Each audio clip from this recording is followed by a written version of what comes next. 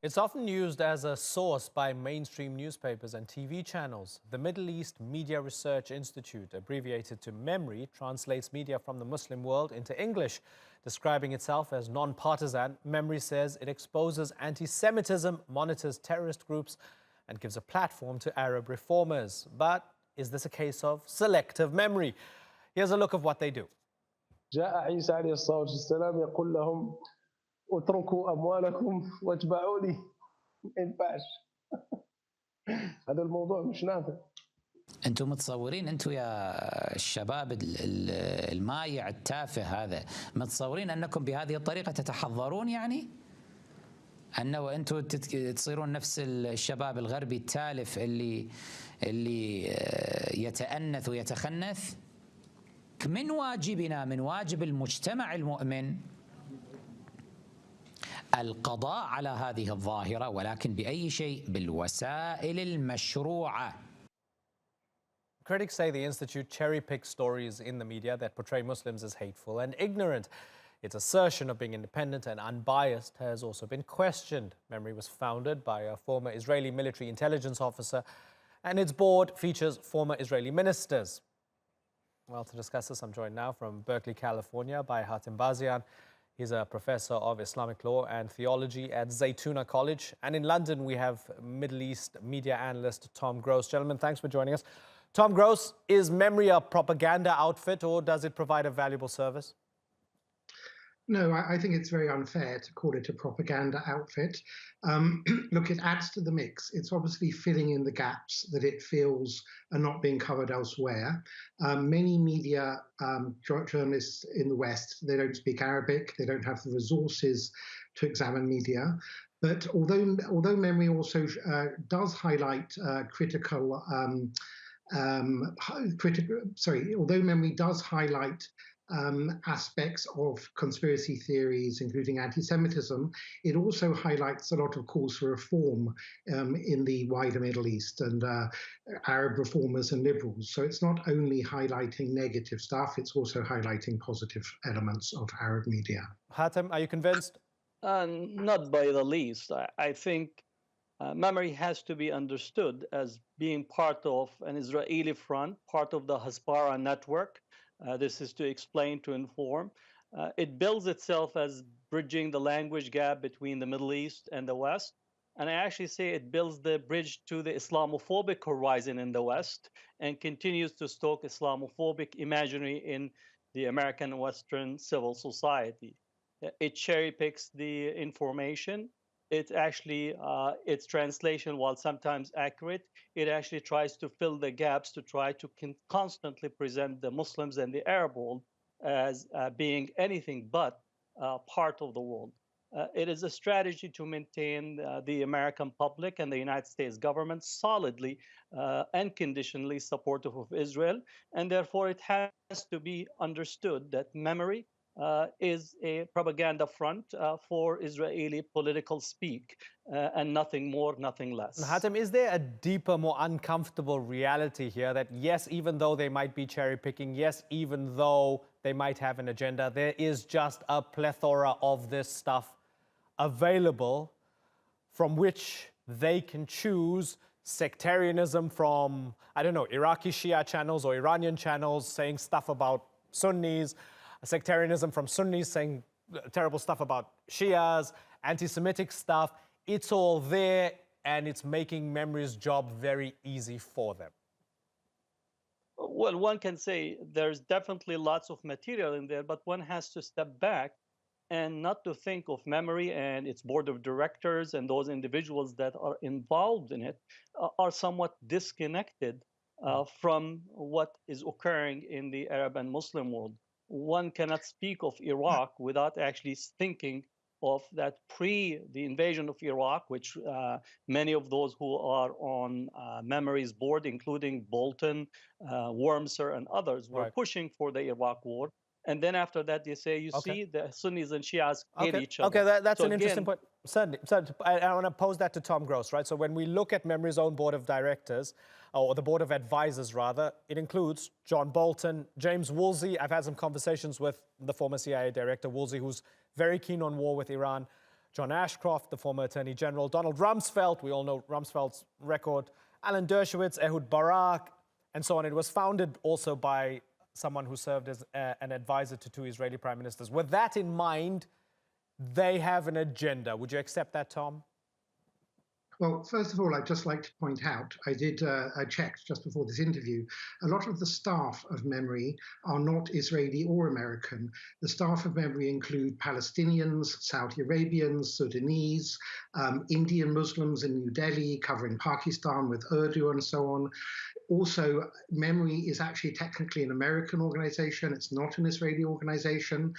But I think the point is that we shouldn't be discussing MEMRI. We should be discussing the anti-Semitism and other conspiracy stuff that unfortunately is prevalent in a lot of Middle East media, which is a problem mainly for those own societies. I mean, I'm sure we all agree that we'd like to see a more liberal, better Middle East, and it's not helpful with this kind of conspiratorial broadcast. But Tom, are we seeing MEMRI offering us up some Jerry Springer show variety of options here? That's not all we've got in the Middle East, but MEMRI is giving us a very skewed version of reality there. I don't think so. I did a search under this on their website, and there's something called the MEMRI, the Middle East Reformists Project. There are dozens and dozens of clips they've highlighted, which are very good, which show all kinds of reformists' voices, whether it's freedom of speech, whether it's rights for women, minorities, homosexuals, against domestic violence, and so on. Of course, I'm not suggesting there are not these kinds of problems in the West and all around the world too. It's not just in the Middle East, for sure. But certainly a lot of Arab and wider Middle Eastern reformers welcome the work of MEMRI. So of course, they're not trying to cover everything. They are what I would call filling in the gaps. There are plenty of other media out there and other academic and media sources for people to get information from. But I would say that MEMRI do play an important role. And as we witnessed recently with the Holocaust distortion piece on Al Jazeera themselves then disciplined the two journalists involved and apologized. So Al Jazeera, in effect, thanked MEMRI for pointing out something that they didn't think was good. Although MEMRI did the translation afterwards, I think it was initially translated by somebody else, right? But let me take that point, Hatem. So with AJ Plus, they had one message in English and one message in Arabic, and people put these together and showed a discrepancy and said, hey, there's anti-Semitism in this AJ Plus Arabic video, and it enacted change. Tom's point is that exposing this stuff leads to change. Would you disagree with that? I'm not in disagreement that some cases that change has to take place and people need to take responsibility. But to assume at the core that MEMRI is neutral and it's researching for the best interest of the Arab and Muslim world, it's a smack of insult, almost compounded insult on this case. Had they been neutral, I would ask them, where is the reform messages for the Palestinians and those that are rotting in Israeli jails? Where are the critique of Netanyahu, who hugs almost every other neo-fascist that are taking place in Europe? Where is their critique of the French Marine Le Pen? Where is their critique of the rising tide of right wing? To assume that they're sitting in there and just being neutrally trying to assess anti-Semitism, I would say that has to be challenged. MEMRI basically is a propaganda machine that stokes and promotes Islamophobic discourse by trying to highlight and constantly present the Muslims as an individual that does not belong to civilization, that does not have the capacity for liberalism. And I think that's what MEMRI has to be critiqued and take responsibility. Okay, and I'm going to get Tom to respond to that in a second. But let me give you one example, Hatem. Going through MEMRI's archives, seeing Saudi reformist voices speaking out against the kingdom. Would you have any problem with that? I saw that on MEMRI, people talking about the situation in Saudi Arabia, and these are reformist Saudi voices. They're not there to make Arabs or Muslims look bad.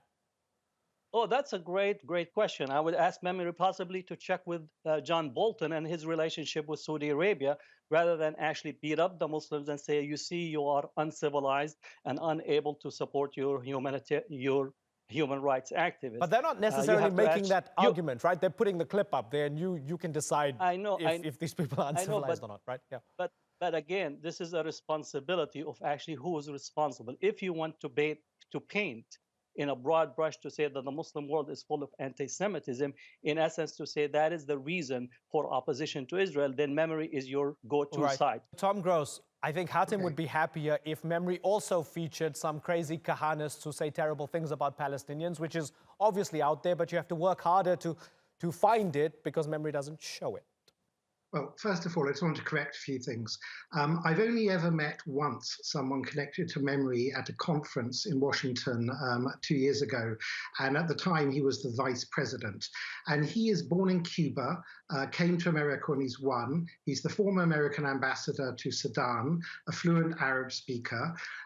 He is not somebody, he has nothing to do with Israel. He's a practicing Roman Catholic. So first of all, it's wrong to suggest this is some kind of neocon John Bolton type front. Okay, that's the first thing. Second thing is, I don't think it pretends to be neutral, to use your word. In fact, I don't know any media that's entirely neutral.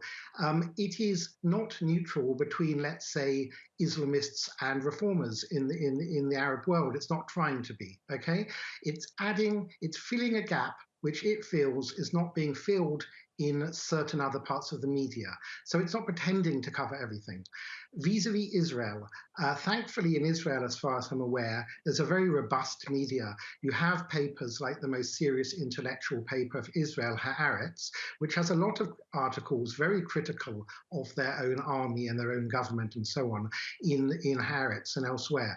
So it's not that they're not, there's plenty of places one can find criticism of Israel, whether warranted or exaggerated or not warranted. So I don't think MEMRI is trying to be the entire world media and, let's say, criticize Le Pen that you mentioned in France and so on. As far as I'm aware, although I've never met him, the founder of MEMRI, who is Israeli, worked for Yitzhak Rabin, who, as you know, was the assassinated former prime minister on the center-left Labour Party. So he's not, as far as I'm aware, some kind of hardline right-wing Israeli.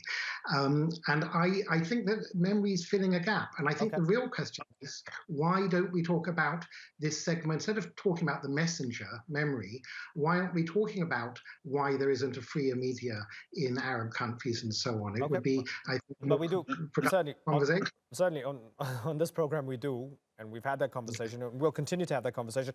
This was a good bit of insight into MEMRI because people talk about it, and we decided to shed a light on it. We invited MEMRI onto the program. They didn't get back to us, unfortunately. Maybe we'll talk to them a little bit later on down the line. But gentlemen, I've got to move on. I really thank you both for joining us, Tom Gross and Hatem Bazian. Thanks for joining us.